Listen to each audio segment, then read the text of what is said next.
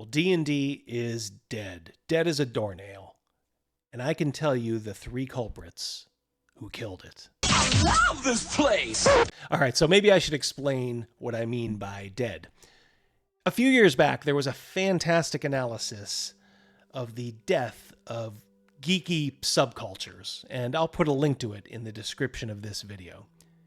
It details the life cycle of cool, geeky endeavors, much like D&D. It's still hard for many of us old heads to come to grips with the fact that we were, sort of objectively at this point, part of a cool thing back in the day, mainly because so many of us either tried to hide it or didn't trumpet playing D&D for fear of a little bit of a social backlash. It was a far different time. We love it, of course, but we just could never hope to dream of a world where, well, it was accepted by society as a whole. More on that later. The article provides a lot of insight into what's going on with D&D as a cultural force right now. And that's what I mean by saying D&D is dead. It's dead as a cool cultural force. It will go on, of course, as a business concern and probably make a lot more money in the process. But right now, it is about as cool as the metaverse. Now, D&D for a very long time only drew creators and fanatics, us geeks, if you will. For about 45 years or so, this odd little hobby remained just out of reach for the average person. It remained the domain of overt dorks who had trouble fitting into society and undercover geeks, kind of like myself, who kind of straddled 2 different worlds. And I think the reason the hobby remained out of reach for the common person is because I think for most of us, you really needed to read many of the classic fantasy works to have the desire to emulate them on the kitchen table with those funny-looking dice. Now, that's of course not entirely true, I understand. Sometimes the game also speaks to people who haven't read Howard or Lieber or Tolkien or Moorcock, and they're just drawn by other factors. But I'd say for a long time, they were sort of the exception to the rule. Most players and DMs wanted to recreate those works of literature, to some degree at least, with their friends on game night. At a minimum, I think they wanted to capture a certain spirit embodied in those works. So that barrier, call it gatekeeping if you will, kept the mops at bay. Well, who the heck are the mops? Well, in the article I referred to, they're members of the public, the normies, if you will. And they are the first culprit in the death of D&D. I think a couple of things helped attract normies to D&D in particular. The stigma around geeky things started to fall a little while back, I think with the success of the Lord of the Rings movies. It was also affirmed by the mainstream success of all those Marvel comic book movies like The Avengers. Shows like The Big Bang Theory came along to popular acclaim, and liking geeky things wasn't something you had to be ashamed of anymore.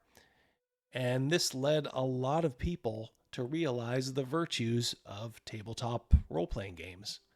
Then Critical Role happened, and, well, the mop invasion was fully on. Now, at first, they provided the energy to turn D&D from this kind of geeky little thing that kept chugging along for decades into a full-blown subculture. The mops also injected money into the hobby, especially at the dawn of the pandemic, and that's why Wizards of the Coast did so well during it.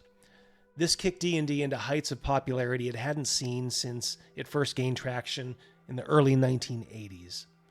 Games were plentiful, celebs were coming out left and right telling us that they played D&D too. Even pro athletes, once unthinkable, copped to playing our little game.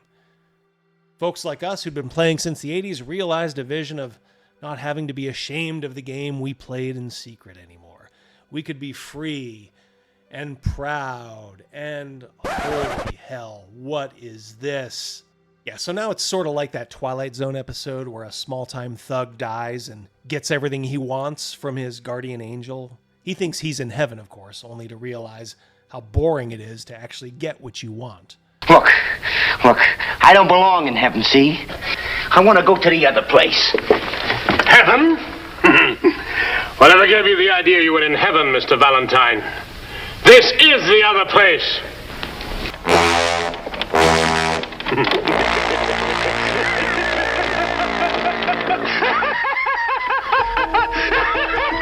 mean, this couldn't be hell, could it? So this is a natural progression, actually. Mops are good at first, but along with that money and attention they bring, they also dilute the very thing that you love to a point that it almost becomes unrecognizable. And as more and more come in, things get dumbed down to appeal to the lowest common denominator. Some mops are just there because, hey, they heard it was a cool thing to do, and they share none of the love and passion the original geeks had. But they will spend money on it because, well, hey, why not? That gate is long gone when you realize it was doing some good. You started to see this in products like the Radiant Citadel, Strixhaven, the Candlekeep Mysteries, the New Player's Handbook, and even the new Ravenloft. Gone is the Gothic Terror. In its place is an unrecognizable goo of contemporary art fads that are going to be forgotten in 10 years. And it's made to appeal to mops that have now firmly taken over from the geeks. The creators and fanatics who once made the scene something edgy and underground cool have been firmly supplanted. What's worse is that in addition to the mops come the sociopaths. The sociopaths are the real harbingers of death for the subculture, and as you can probably guess, they are culprit number 2 in D&D's demise. They're all about monetizing the thing you once loved. They squeeze the mops and any remaining geeks who haven't caught on yet of every last penny they can. Not with better products that push the envelope, but with things like this, mythical meat sticks. I mean, what could satiate your desire for fantasy thrills more than an overpriced Slim Jim for each base class in the D&D game? Of course, we've also had things like Funko Pops and cookbooks with the D&D logo splashed on it. These things may seem harmless at first, but they have a cumulative effect over time of cheapening the brand. Now, granted, D&D has licensed out products in the past, such as action figures back in the 80s, but those were meant to appeal to kids to get them into the game. The new products are firmly aimed at adults to display in their work cubes, to tell their coworkers that they like the current trendy thing. I mentioned cookbooks, and this focus on food, this obsession almost with it, has led to its incorporation into many current D&D products, to its ultimate detriment. Festivals and feasts are the order of the day in many of the published adventures. Not robbing that merchant of every last gold piece he has so you can blow it on Black Lotus and henchmen. The dumbing down brings a certain sense of safety and fake fun to the game. But in reality, it's just all so boring. And they wonder why so many D&D games fall apart so quickly these days. Ironically enough, many of the sociopaths in this case are the ones with the D&D license, Hasbro and Wizards of the Coast. The directive was to monetize D&D for every last cent by Cynthia Williams when she was CEO. Not with great new adventures or, heaven forbid, an official new setting, which we haven't had a proper one of those in probably over 20 years now. Nope, that would require talent that D&D simply doesn't have in the cupboards these days. So instead of growing the game with good products, they license their brand out to be worked like a water-deep strumpet. All these sociopaths, they don't care anything about the history of the game outside of how it can be monetized. They very plainly tell us how they're going to monetize the virtual aspects of this game. They will push hard for monthly subscriptions to their VTT, and of course you need to get all those miniatures for your character in 7 different poses. Throwing 7 different guys of smoke. That'll help take your mind off the fact that you're in a boring game with boring players and a boring DM. Probably one of those mops that came in during the invasion. But Wizards of the Coast and their monetization above all philosophy, they're not the only sociopaths. There's the cultural consultants they work hand in hand with. These people not only get paid to destroy the last vestiges of life in this hobby, they get a visceral thrill out of it, and they think they're actually doing a good deed with it. They make sure that even if someone at Wizards of the Coast tried to change things, they wouldn't be able to get past the creative gate they've allowed to be thrown up by these no-talent hacks. You can also include many YouTubers amongst this vulture class. Some were probably amongst the ones making fun of the original geeks until they realized that there's money to be made for one-eyed people in the land of the blind, if you get my meaning.